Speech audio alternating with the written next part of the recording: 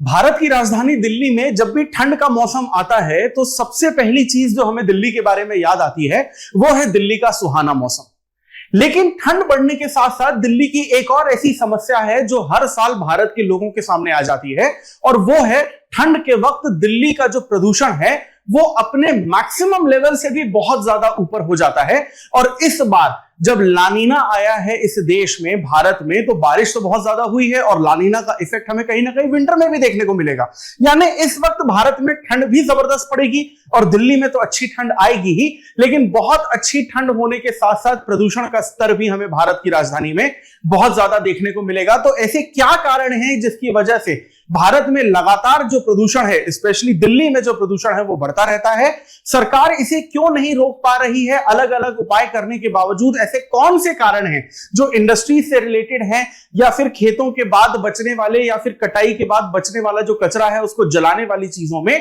कि दिल्ली का प्रदूषण कम होने का नाम ही नहीं ले रहा है? तो दिल्ली के इस प्रदूषण के बारे में आज के इस वीडियो में हम लोग डिटेल में और आसान भाषा में समझने की कोशिश करेंगे। Welcome to Chahal academy, this is Anubhav Dipani. तो जब भी हम लोग दिल्ली के प्रदूषण की बात करते हैं तो सबसे पहले हमारे सामने AQI आता है, यानी कि एयर क्वालिटी इंडेक्स के बारे में हम लोग यहां पर बात करते हैं। अब अगर हम लोग यहां पर AQI के न्यूज के बारे में देखें तो हमें यहां पर देखने को मिलता है कि दिल्ली का जो AQI है वो 301 से लेकर 400 के बीच में दोबारा आ चुका है, जो एक गंभीर सूचना हमें देता है कि दिल्ली का प्रदूषण अब लगातार बढ़ रहा है।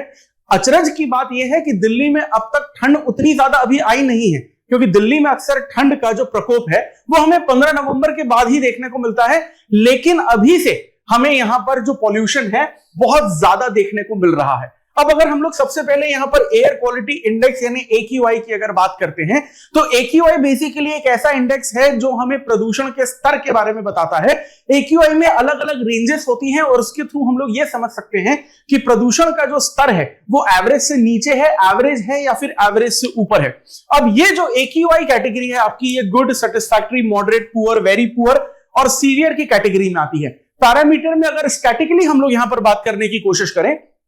तो अगर AQI इंडेक्स जो है वो 0 से लेके 50 के पैरामीटर पर है तो इसे अच्छा लेवल माना जाता है प्रदूषण का, यानी कि प्रदूषण यहां पर नहीं के बराबर है, यहां पर लोग सांस ले सकते हैं बिना किसी बीमारी के डर से। लेकिन वहीं अगर सेटिस्फैक्टरी की बात करें तो 51 से 100 में, और 100 को क्रॉस करके अगर ये 200 तक जाता है तो फिर भी इसे मॉडरेट कहा जाता है, एवरेज कहा जाता है, यानी कि बर्दाश्त किया जा सकता है इसे। लेकिन जैसे ही ये 200 को पार करके 300 तक आता है तो इसे पुअर की कैटेगरी में, वेरी पुअर की कैटेगरी में ये 300 से बढ़कर 400 तक, और अगर ये 400 को भी पार कर जाता है तो ये सीवियर की कैटेगरी में माना जाता है। और अभी दिल्ली में जब ठंड शुरू भी नहीं हुई है तो ऑलरेडी ये आपकी पुअर, वेरी पुअर कैटेगरी में आ चुका है। अब अगर हम लोग यहां पर डिटेल में समझने की कोशिश करें कि कौन कौन से ऐसे फैक्टर्स हैं जिसकी वजह से दिल्ली में लगातार पोल्यूशन बढ़ता रहता है, तो सबसे पहली बात है यहां पर ट्रैफिक की। देखिए, दिल्ली जब बना था तो वो बना था 70 से 80 लाख लोगों के रहने के लिए, लेकिन ट्रांसपोर्टेशन और इंडस्ट्रियलाइजेशन, अर्बनाइजेशन जिस तरीके से धीरे धीरे बढ़ा है,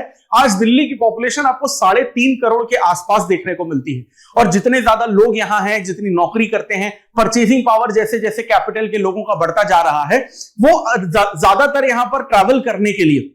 मेट्रो और पब्लिक ट्रांसपोर्ट का इस्तेमाल न करते हुए गाड़ियां खरीदते हैं, प्राइवेट व्हीकल्स का इस्तेमाल करते हैं, जिसकी वजह से यहां पर ट्रैफिक बढ़ता है, पॉल्यूशन बहुत ज्यादा होता है, क्योंकि उसी ट्रैफिक की प्रॉब्लम से हमें नाइट्रोजन ऑक्साइड और अलग अलग पर्टिकुलेट जो मैटर्स हैं वो देखने को मिलते हैं। अब पर्टिकुलेट मैटर्स क्या होते हैं? जब पॉल्यूशन बढ़ता है, गाड़ियों से धुआं निकलता है, नाइट्रोजन ऑक्साइड निकलता है, तो जो धूल के छोटे छोटे कण होते हैं जो ब्रीदिंग के साथ साथ हमारे बॉडी के अंदर चले जाते हैं, हमारे लंग्स को इफेक्ट करते हैं, उन डस्ट पार्टिकल्स को हम लोग PM यानी कि पर्टिकुलेट मैटर में हम लोग देखते हैं। अब पर्टिकुलेट मैटर जो है यहां पर ज्यादातर हमें PM10 या PM2.5 के आसपास का देखने को मिलता है, जिसकी वजह से यहां पर बहुत ज्यादा पॉल्यूशन बढ़ता है। अब हम सभी लोगों को पता है कि जब हम लोग 20वीं सदी की बात करते थे तो दिल्ली में उतना इंडस्ट्रियलाइजेशन नहीं था, लेकिन आज अगर हम लोग 2024 की बात करें तो दिल्ली, गुड़गांव, नोएडा, गाजियाबाद, फरीदाबाद, ये पूरा जो दिल्ली NCR का आपका रीजन है, यहां पर इंडस्ट्रीज कंटिन्यूअसली बढ़ती जा रही हैं। वैसे तो सरकार ने अलग अलग कानून बनाए हैं इंडस्ट्रीज के लिए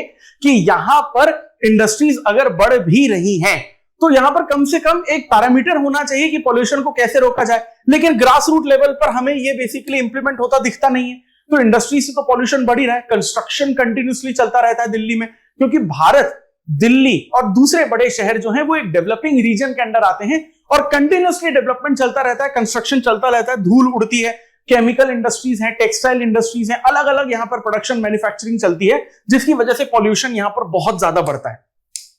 अब प्रॉब्लम यहां पर यह है कि ट्रांसपोर्टेशन तो दिल्ली में बहुत ज्यादा हो ही रहा है, लेकिन दूसरे अलग अलग चीजें हैं जैसे एनर्जी हो गई या फिर अलग अलग सर्विसेज हो गई, इसकी वजह से पॉल्यूशन बढ़ रहा है। अब बात करते हैं कि सरकार की जो जिम्मेदारी होती है यहां पर कि वो अच्छे से रेगुलेट कर सके चीजों को, यानी पॉल्यूशन को यहां पर रोकने की पूरी तरीके से कोशिशें कर सके। सरकार शायद एक हद तक हमें देखने को मिलता है कि पॉल्यूशन को रोकने की कोशिश कर रही है, लेकिन ग्रास रूट लेवल पर हमें जो इसका इंप्लीमेंटेशन है वो बहुत ही घटिया किस्म का हमें देखने को मिलता है। ज्योग्राफिकल फैक्टर भी दिल्ली के लिए एक बहुत ज्यादा बड़ी परेशानी की बात है। अगर दिल्ली एक ऐसे रीजन में होता जहां पर बारिश ज्यादा होती तो हो सकता था कि यहां पर पॉल्यूशन थोड़ा सा कम हो, क्योंकि जो बारिश है वो पॉल्यूशन को एकदम निचले स्तर पर लेकर आ जाता है। लेकिन दिल्ली जो है वो आपके इंटरकॉन्टिनेंटल रीजन में आता है। ऊपर से दिल्ली एक सेमी एरिड रीजन है, यानी कि जहां पर 50 सेंटीमीटर पर ईयर से भी कम बारिश होती है। अगर दिल्ली में 25 सेंटीमीटर से कम बारिश होने लगे तो दिल्ली तो डेजर्ट बन जाएगा, जैसे हमें गुजरात और राजस्थान में थार डेजर्ट देखने को मिलता है।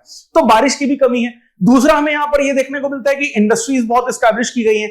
जनसंख्या यहां की बढ़ी है तो घर ज्यादा बनाए गए हैं, दूसरे इंफ्रास्ट्रक्चर बनाए गए हैं तो पेड़ों को काटा गया है, डिफॉरेस्टेशन की प्रॉब्लम आपको दिल्ली में देखने को मिलती है। प्लस दिल्ली के आसपास के जो राज्य हैं, यहां से जुड़ता हुआ उत्तर प्रदेश हो या फिर हरियाणा हो या पंजाब हो, यहां पर रबी और खरीफ की जो खेती है वो बहुत ज्यादा की जाती है और कटाई के बाद जो कचरा बच जाता है, जिसे कई राज्यों में पारा भी कहते हैं, उसे जलाया जाता है, तो उसका पूरा का जो पूरा पॉल्यूशन है वो हमें दिल्ली तक यहां पर देखने को मिलता है। प्लस लो एयर इन्वर्जन एक ज्योग्राफिकल फैक्टर हमें और देखने को मिलता है जिसकी वजह से पॉल्यूशन बढ़ता है। क्योंकि लो एयर इन्वर्जन की अगर हम लोग बात करें तो यहां पर सर्दी के महीनों में क्या होता है कि जो अपवर्ड मूवमेंट है एयर का, यानी हवा का ऊपर की तरफ उठना, वो मूवमेंट पूरी तरीके से बंद हो जाता है और हवा नीचे की तरफ रह जाती है और उसी हवा में हमें यहां पर पॉल्यूशन या डस्ट पार्टिकल देखने को मिलते हैं, जिसकी वजह से पॉल्यूशन यहां पर कम होने का नाम ही नहीं लेता। अब यहां पर अगर पॉल्यूशन हो रहा है तो सीधी सी बात है कि हेल्थ पर इसके बहुत ज्यादा बुरे इफेक्ट देखने को मिलते हैं। सबसे पहले तो हमारा जो रेस्पिरेटरी सिस्टम है वो बहुत बुरी तरीके से डैमेज होता है, क्योंकि जो 2.5 या फिर 10 के जो पीएम है पर्टिकुलेट मैटर है वो ब्रीदिंग के थ्रू हमारे फेफड़ों में चले जाते हैं। आपने ऐसा कहीं जगह पर सुना भी होगा कि दिल्ली में अगर कोई एक व्यक्ति रहता है तो अगर वो स्मोक नहीं भी करता है तो पॉल्यूशन उसके फेफड़ों को इतना खराब कर देता है कि जैसे कोई व्यक्ति एक दिन में 10 से लेकर 20 सिगरेट पी रहा हो। तो फेफड़ों को खराब करता है, हेल्थ प्रॉब्लम्स इसकी बहुत ज्यादा है। प्लस ये जो एयर पॉल्यूशन है आप में बहुत ज्यादा एंजाइटी, डिप्रेशन, इरिटेशन, चिड़चिड़, ये सारी की सारी चीजें बेसिकली लेकर आती है। एक तरीके से मेंटल हेल्थ जो है वो यहां पर बहुत ज्यादा प्रॉब्लम क्रिएट करती है। और पॉल्यूशन के जब अलग अलग कारणों की हम लोग बात करते हैं तो उसमें स्मॉग फॉर्मेशन, यानी कि जो फॉग बनता है, यानी जो कोहरा बनता है ठंड के वक्त, उसमें जब धुआं मिक्स हो जाता है, यानी smoke plus fog, that is smog, इससे यहां पर जो पॉल्यूशन है वो हमें और बुरी तरीके से देखने को मिलता है। अब देखिए यहां पर हेल्थ का तो बुरा असर देखने को मिल ही रहा है, लेकिन इकोनॉमिक लॉस भी तो बहुत ज्यादा है। अगर लोग बीमार ज्यादा पड़ेंगे पॉल्यूशन की वजह से तो इसका मतलब है कि वो बेहतर तरीके से काम नहीं कर पाएंगे, यानी कि जो प्रोडक्टिविटी है वो दिल्ली के लोगों की कंटिन्यूअसली यहां पर कम होती रहेगी। तो जो इकोनॉमी है उसको बहुत ज्यादा इफेक्ट पड़ता है। इन्वायरमेंटल इफेक्ट तो पड़ता ही है कि इकोसिस्टम पूरी तरीके से डैमेज हो जाता है। सिर्फ हवा ही यहां पर प्रदूषित नहीं होती, लेकिन मिट्टी और पानी भी यहां पर प्रदूषित होता है। यमुना नदी का क्या हाल है आज की तारीख में पूरा देश जानता है। एक ऐसी नदी जिसे कृष्ण कन्हैया के वक्त पर पवित्र नदी माना जाता था, आज छठ के पूजा के दिन के वक्त पर लोग उस यमुना नदी में डुबकी भी नहीं लगा सकते अपने त्योहार को मनाने में। 6-6, 10-10 फीट की झाग जो है पॉल्यूशन के नाम पर यमुना नदी पर हमें देखने को मिलती है। ये बहुत बड़ी प्रॉब्लम है पॉल्यूशन के नाम पर। अब गवर्नमेंट जो है यहां पर काफी हद तक काम तो करती है कि इस पॉल्यूशन को कम किया जाए, लेकिन गवर्नमेंट की तरफ से किसी भी तरीके का हमें ऐसा कदम नहीं देखने को मिला। भले ही हम स्टेट गवर्नमेंट की बात करें या सेंट्रल गवर्नमेंट की बात करें, कोई ऐसा कदम जो लॉन्ग टर्म लेवल पे दिल्ली के पॉल्यूशन को कम करे, ऐसा कुछ देखने को नहीं मिलता। सिर्फ और सिर्फ शॉर्ट टर्म सॉल्यूशन जो है वो गवर्नमेंट की तरफ से बेसिकली हमें देखने को मिलते हैं। और कहा यह भी जाता है कि अगर सरकार अपनी पर आ जाए तो हर समस्या का समाधान कर सकती है। बात सिर्फ यहां पर नीयत की है। अब नीयत किस सरकार की नहीं है, स्टेट गवर्नमेंट की नीयत नहीं है या सेंट्रल गवर्नमेंट की नीयत नहीं है, इसका फैसला सिर्फ आप ही कर सकते हैं अपने इलेक्शन के दिन पर। और कमेंट सेक्शन में भी जरूर एक बार बताइएगा कि आपको इसमें किसकी ज्यादा गलती लगती है पॉल्यूशन के नाम पर, स्पेशली दिल्ली के मामले में, स्टेट गवर्नमेंट की या सेंट्रल गवर्नमेंट की। तो देखिए सबसे पहली बात तो यहां पर यह है कि सरकार का जो इन्फोर्समेंट है यानी कि जो गवर्नेंस है वो एक बैड गवर्नेंस बनता जा रहा है। गुड गवर्नेंस या इफेक्टिव गवर्नेंस के नाम पर हमें काम यहां पर देखने को मिल नहीं रहा है। अब जो नेबरहुड स्टेट है वहां पर बेसिकली जो स्टबल बर्निंग होती है जिसके बारे में हम लोग ऑलरेडी बात कर ही चुके हैं, that is also the problem. Urbanisation की अगर बात करें तो छोटे शहरों छोटे गांवों से लोग रोजगार की तलाश में दिल्ली, मुंबई, हैदराबाद, कलकत्ता, चेन्नई जैसे बड़े बड़े शहरों में माइग्रेट करते रहते हैं, जिसमें दिल्ली जो है अब लोगों की प्रायोरिटी चॉइस बनने लगा है। तो अर्बनाइजेशन जब ज्यादा यहां पर हो रहा है यानी लोग जब ज्यादा माइग्रेट कर रहे हैं,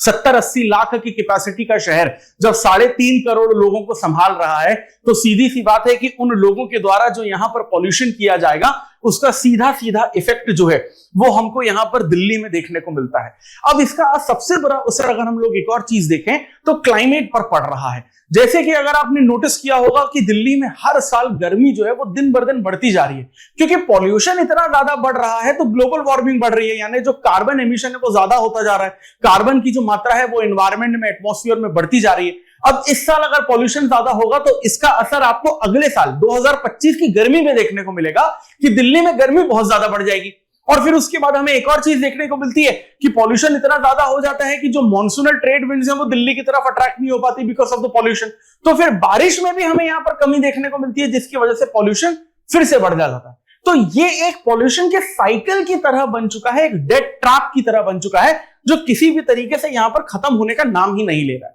लेकिन इसको हमें सॉल्व अगर करना है तो एक्चुअली में करना क्या होगा? देखिए सबसे पहली बात तो यह है कि केंद्र सरकार और राज्य सरकार के अंतर्गत जो अलग अलग एजेंसियां होती हैं, जो एजेंसीज होती हैं जो पॉल्यूशन को कम करने की कोशिश करती है, उन्हें इंडिविजुअल काम नहीं करना है, उन्हें साथ में आकर काम करना पड़ेगा। यानी कि जो कोऑर्डिनेशन है वो बहुत ज्यादा जरूरी है, टीम बिल्डिंग यानी कि टीम स्पोर्ट की तरह काम करना पड़ेगा, तभी दिल्ली को हम लोग प्रदूषण से मुक्त कर सकते हैं। अब जैसे कि यहां पर हम लोग कैपेसिटी बिल्डिंग की बात करें, यहां पर ज्यादा से ज्यादा रिसर्च की जरूरत है, टेक्नोलॉजीज की जरूरत है। यहां पर दिल्ली के में जो रहने वाले लोग हैं उनके समर्थन की भी जरूरत है, क्योंकि जब हम कैपेसिटी बिल्डिंग की बात कर रहे हैं तो गवर्नमेंट की सिर्फ एजेंसीज की हम लोग यहां पर बात नहीं कर रहे हैं, दिल्ली में रहने वाले 3.5 करोड़ लोगों की भी बात कर रहे हैं। क्योंकि वो 3.5 करोड़ लोग अगर दिल्ली को जिस दिन अपने घर की तरह ट्रीट करने लगेंगे, हो सकता है दिल्ली का पॉल्यूशन आने वाले 5 से 7 सालों में न्यूनतम या निम्नतम स्तर पर आपको देखने को मिलेगा।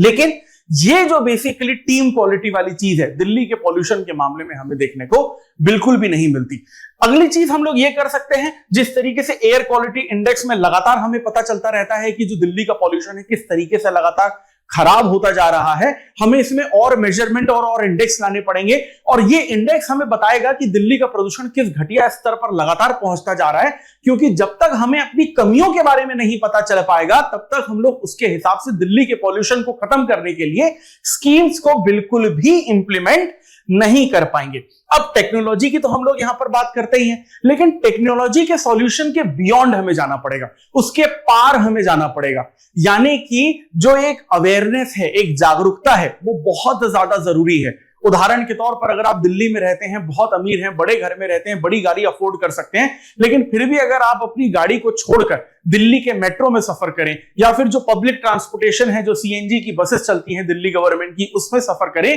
तो आप अपना पैसा भी बचाते हैं, अपनी एनर्जी भी बचाते हैं, आप अपना टाइम भी बचाते हैं और एनवायरनमेंट को भी पूरी तरीके से यहां पर आप स्वच्छ रखने में मदद करते हैं। ये तभी हो पाएगा जब लोगों में जागरूकता जागेगी और दिल्ली के लोग दिल्ली को अपना घर मानेंगे, ना कि सिर्फ एक रहने वाला यहां पर शहर मानेंगे। अब जब भी हम लोग सरकारों के बारे में बात करते हैं कि किस सरकार ने काम किया, किस सरकार ने काम नहीं किया, तो प्रॉब्लम हमें यह देखने को मिलती है कि केंद्र सरकार राज्य सरकार पर आरोप लगाती है, राज्य सरकार केंद्र सरकार पर आरोप लगाती है। हमें इस पॉलिटिक्स को भूलना पड़ेगा। At the end of the day जब तक आप इस पॉलिटिक्स को भूलेंगे नहीं, अपने दिमाग से अगले आने वाले इलेक्शन के रिजल्ट को ना निकालकर सिर्फ और सिर्फ डेवलपमेंट और पॉल्यूशन को हटाने की बात जब तक नहीं करेंगे, तब तक दिल्ली का पॉल्यूशन खत्म नहीं होगा। क्योंकि दूसरे राज्यों या शहरों की बात करें तो पता नहीं कौन कौन से इश्यूज देखने को मिलते हैं कि महंगाई ज्यादा है, बेरोजगारी है, वगैरह वगैरह, लेकिन दिल्ली में जब बात आती है तो एक बेसिक सी प्रॉब्लम कि एक इंसान साफ अच्छी हवा में सांस ले सके, यह समस्या जो है दिल्ली के लोगों की हल नहीं हो पा रही है। तो इसमें जो पॉलिटिकल पार्टीज या गवर्नमेंट का जो कोऑर्डिनेशन है वो बहुत ज्यादा जरूरी है। उसके बिना हमारी और आपकी जो प्यारी दिल्ली है कभी शायद साफ नहीं हो पाएगी। और इसी तरीके के ये जो टॉपिक्स हैं इसके से रिलेटेड, दिल्ली के पॉल्यूशन से रिलेटेड आपके सामने यहां पर एक मेंस का क्वेश्चन है जिसमें आपसे यह पूछा गया है कि Delhi's poor air quality continues to be a major public health concern, particularly during the winter months. Discuss the primary causes of air pollution in Delhi and evaluate the effectiveness of the measures taken by the government to tackle this issue. What more can be done to improve this air quality of the capital? तो सवाल आपसे ये पूछा गया है और आपको जवाब इस तरीके से देना है। सबसे पहले आपको ये बताना है कि दिल्ली का जो एयर पॉल्यूशन है उसका सबसे बड़ा रीजन क्या है, गवर्नमेंट इसको किस तरीके से यहां पर कम कर सकती है प्रदूषण को, क्या क्या स्टेप्स अब तक गवर्नमेंट ने उठाए हैं और उसमें क्या कमियां थी, और आगे आने वाले वक्त में किस तरीके के स्टेप्स जो हैं वो यहां पर उठाए जा सकते हैं सरकार के द्वारा। और इसी तरीके के इंपॉर्टेंट और कॉम्प्लिकेटेड टॉपिक को अगर आप डिटेल में और आसान भाषा में समझना चाहते हैं जो आपकी यूपीएससी सिविल सर्विसेज एग्जामिनेशन की प्रिपरेशन को और आसान बना सकते हैं, so for that please stay tune to Chahal academy और हमारे यूट्यूब चैनल को जरूर सब्सक्राइब करिए। और अगर आप चाहते हैं कि दिल्ली का पॉल्यूशन खत्म हो और दिल्ली के 3.5 करोड़ लोगों तक ये जागरूकता और देश के 150 करोड़ लोगों तक ये जागरूकता पहुंचे, तो ज्यादा से ज्यादा इस वीडियो को लाइक और शेयर करिए। और उम्मीद करते हैं कि ये वीडियो ना कि सिर्फ आपकी नॉलेज को लेकिन आपके एथिकल मोरालिटी वैल्यूज को भी बढ़ाएगा। This is Anubhav Deepani. I will see you in the next video. Thank you very much.